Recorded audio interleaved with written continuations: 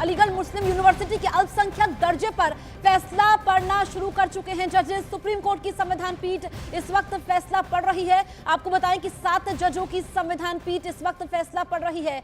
4-3 के बहुमत से फैसला सुनाया जा रहा है, तो सबकी नजरें देश की सर्वोच्च अदालत पर टिकी हुई है। दरअसल सीजेआई समेत 4 जजों की राय एक है और 3 जजों की राय इसमें अलग है। अनुच्छेद 30 भेदभाव ना किए जाने की गारंटी देता है, ये चीफ जस्टिस ऑफ इंडिया कह रहे हैं। और आपको बताएं कि आज सीजेआई चंद्रचूड़ के कार्यकाल का आखिरी दिन भी है। ऐसे में आज जो 7 जजों की संविधान पीठ फैसला पढ़ रही है, ये भी काफी अहम हो जाता है। उनका आखिरी दिन सीजेआई का, और आज एएमयू के अल्पसंख्यक दर्जे पर फैसला पढ़ा जा रहा है।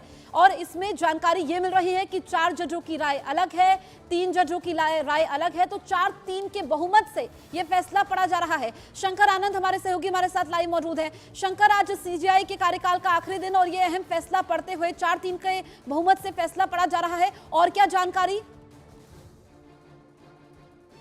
देखिए, जिस तरह से आज कहा जा सकता है कि चीफ जस्टिस ऑफ इंडिया जो है मौजूदा, उनका आज आखिरी कार्यकाल दिन है, लेकिन इसके साथ साथ इस उन्हीं के साथ में जस्टिस खन्ना जो अगले चीफ जस्टिस ऑफ इंडिया बनने वाले हैं, वो भी इसी बेंच में हैं और वो भी आज इस फैसला सुना रहे हैं एक साथ में। और जिस तरह से आज सुप्रीम कोर्ट में अलीगढ़ मुस्लिम यूनिवर्सिटी से जुड़े मामले पर आज फैसला सुनाया जा रहा है, जिस तरह से अलीगढ़ मुस्लिम यूनिवर्सिटी का अल्पसंख्यक दर्जा रहेगा या नहीं रहेगा, इस मामले पर फैसला सुनाया जा रहा है। और जिस तरह से अगर देखा जाए कि इस मामले को लेकर 7 जजों की आज बेंच जो है इस मामले में फैसला सुना रही है। और जिस तरह से संविधान की जो अनुच्छेद 30 है उसके बारे में अल्पसंख्यक का, जिस तरह से 30 के तहत अल्पसंख्यक का जो दर्जा है अलीगढ़ मुस्लिम यूनिवर्सिटी को मिला था, तो इस मामले पर फैसला सुनाया जा रहा है। देखिए, इस मामले पर जो आज फैसला सुनाया जाएगा, तो इस मामले पर फैसला में सबसे महत्वपूर्ण बात यह होगी कि जब फैसला सुनाया जाएगा तो इसका असर क्या सिर्फ अलीगढ़ मुस्लिम यूनिवर्सिटी पर पड़ेगा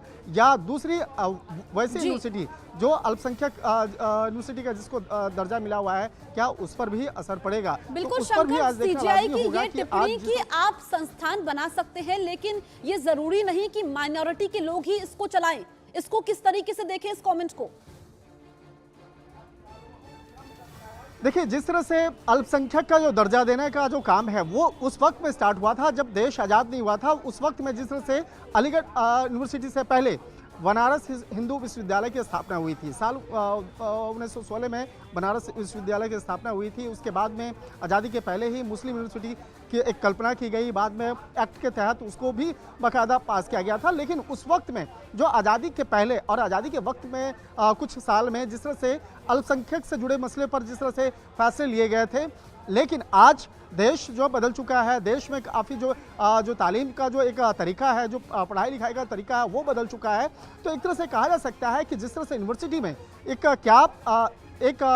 सिर्फ धार्मिक आधार पर उसको आरक्षण मिलना चाहिए या नहीं मिलना चाहिए, तो ये एक बहुत बड़ा मसला था। इस मसले को लेकर जो पहले भी याचिका सुप्रीम कोर्ट में दायर हुआ था, और जिस तरह से कहा जा सकता है कि आज सुप्रीम कोर्ट इस मामले पर आज 7 जजों की जो बेंच है वो फैसला आज सुना रही है, तो एक तरह से कहा जा सकता है कि थोड़ी देर के बाद अब चीज़ें स्पष्ट हो जाएगी। हालांकि 7 जजों में 4 जज जो हैं वो एक राय से इस मामले में फैसला सुना रहे हैं और बाकी 3 जज जो हैं वो एक फैसला सुना रहे हैं। तो एक तरह से कहा जा सकता है कि थोड़ी देर के बाद सारी चीज़ें स्पष्ट हो जाएंगी। और जिस तरह से अभी इस मामले पर थोड़ी देर पहले ही चीफ जस्टिस ऑफ इंडिया ने फैसला सुनाने के दौरान में कहा कि संविधान के पहले और बाद के इरादे के बीच में अनुच्छेद 30(1) को कमजोर करने के लिए नहीं किया गया था।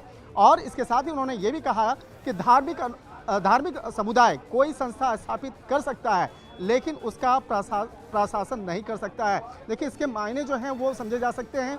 जिस तरह से आज अलीगढ़ मुस्लिम यूनिवर्सिटी की अगर बात करें तो वो एकमात्र धार्मिक या अल्पसंख्यक यूनिवर्सिटी नहीं है। वो अलीगढ़ मुस्लिम यूनिवर्सिटी के बारे में जिस तरह से केंद्र सरकार के द्वारा इस मामले में पहले भी राय रखा गया कि अलीगढ़ मुस्लिम यूनिवर्सिटी एक राष्ट्रीय स्तर की यूनिवर्सिटी है और उसे शंकर, जिस बात का आप जिक्र कर रहे थे, जो सीजेआई ने तमाम कमेंट्स किए हैं उसका भी आप जिक्र कर रहे थे, तो यानी कि फैसला तो एएमयू को लेकर के पढ़ा जा रहा है, पर जितनी भी देश भर में यूनिवर्सिटीज हैं, धार्मिक यूनिवर्सिटीज है, इसका असर उस पर भी पड़ेगा, इस फैसले का असर? निश्चित तौर पे उस पर भी असर पड़ेगा। अब देखना लाजमी होगा कि जो ऑर्डर की कॉपी होगी, जो ऑर्डर यहाँ पे फैसला फाइनल सुनाया जाएगा, तो क्या उस पर भी असर पड़ेगा या नहीं पड़ेगा।